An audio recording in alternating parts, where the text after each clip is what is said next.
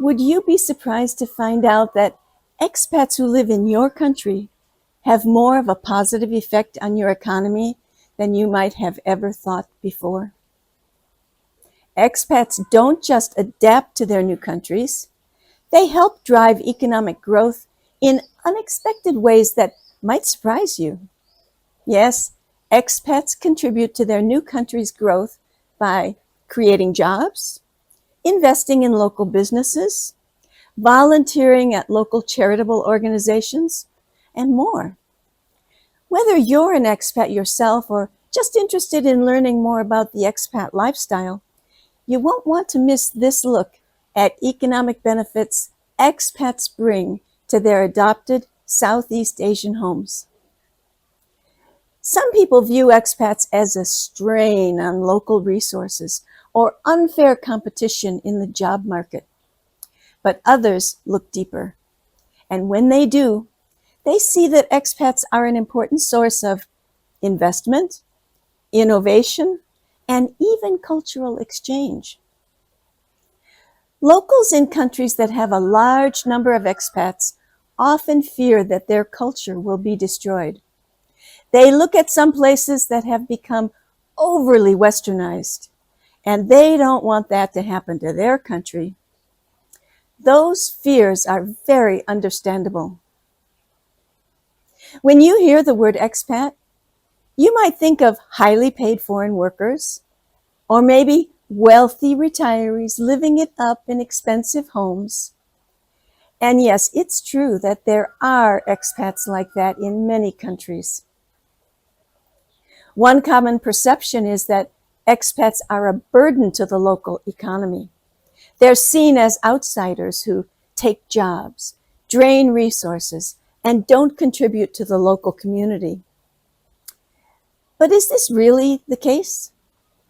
In reality, many expats are highly skilled, highly educated, and highly motivated individuals, and they bring a wealth of knowledge, experience, and business spirit to their new homes.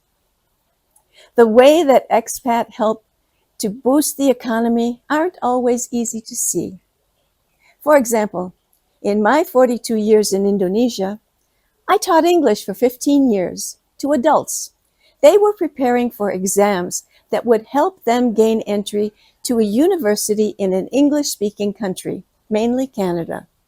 And I'm happy to say that a very large percentage of my students scored high enough on the test that they did get accepted for master's degrees in Canadian universities. As a side note, the Canadian government did a study. They wanted to determine whether the Indonesian students actually returned to Indonesia, or did they stay in Canada? And they found that almost 100% of those students returned to Indonesia. I loved helping Indonesians become qualified in English for university in Canada. I felt that it was a win-win.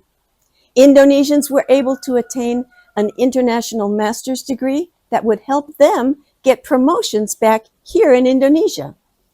And Canadian universities received a financial benefit from the attendance of foreign students. Hi, I'm Kate, and I'm a consultant about expat living. And this is my YouTube channel, KateGypsy. It has videos to encourage people to break free from their routine and create a more adventurous lifestyle for themselves. I myself did that back in 1982 when I took a short-term job in Indonesia when I was just 38 years old. And I'm still here living my best life 42 years later. When people become expats in a new country, many of them start their own businesses or invest in local industries. When they do this, they create opportunities for local people. Of course, these expats are benefiting as well. But yes, they are actually creating jobs rather than taking jobs. And if they're retiring in the new country, they're spending their pension money just about completely in their new country. They shop at local stores. They eat at local restaurants. They pay bills for local utilities. And they often give jobs to locals who help them in the house, cleaning, cooking, repairing things, and more. Take me, for example. I'm not starting a business. I'm retired. But I have a full-time housekeeper who has been with me for 35 years. And another household helper who has been with me for 20 years. I think if you talk to them, you'd find out that they are very happy to work with me. Otherwise, don't you think they'd go somewhere else, get another job? And in fact, one of my helpers has been offered work elsewhere a few times, but she always preferred staying with me. So despite the contributions from expats that I've mentioned, the negative perception of expats seems to persist. And it's true that not all expats provide benefit to their adopted country. Some are greedy and just looking for a warm place where their money will go further than back home. But I don't think that's most expats. So let's take a look at some of the surprising ways that expats boost their new country's economy. In this video, I've already mentioned how I feel I've contributed here in Indonesia with both my language teaching and hiring local workers. And I believe that other Southeast Asian countries have expats who have helped the local economy there in similar ways. So let's take a look at business. Many expats come to their new countries with a wealth of business experience and a strong drive to be their own boss in the new country, just like they were in their old country. So as I mentioned earlier, they often start their own businesses that create jobs and stimulate local economies. When they do that, they transfer skills that they brought with them.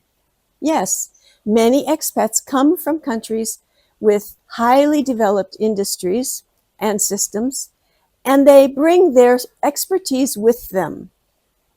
For example, expat doctors and nurses help to improve healthcare systems in their new countries, while expat teachers are sharing their knowledge and their skills with local students, just like I did.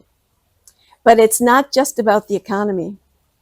Expats often get involved in local charities, volunteering their time, and donating to good causes.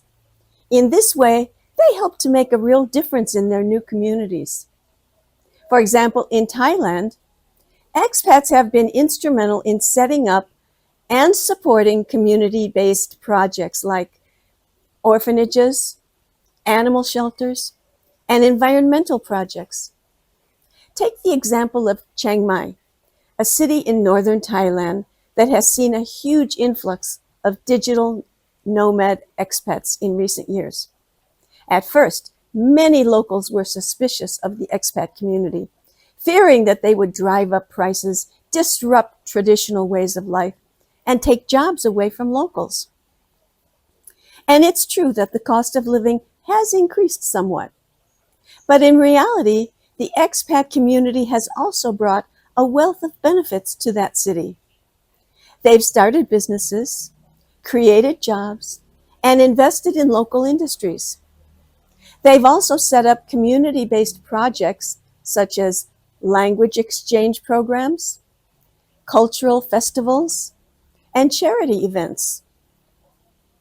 Expats there have also been instrumental in stimulating the local economy through tourism. By promoting the city as a destination for remote workers, expats have helped to attract a new wave of tourists, which has brought in valuable revenue and created new opportunities for local businesses. So, there you have it. Expats are beneficiaries of their new countries, but they're also active contributors to the local economy. They start businesses, create jobs, stimulate innovation, give back to their new communities in meaningful ways. One last thing. This video is very personal for me because although I've gotten lots of wonderful, beautiful comments from so many of you who welcome me to Indonesia, I've also gotten some negative comments from people who seem to prefer that no foreigners would ever step foot in Indonesia. Comments like that make me sad. Living in this world is a global adventure, and in my opinion, we all benefit by learning from each other. I hope you understand what I'm talking about. Thanks very much for watching. Bye for now. Till next time. See you then.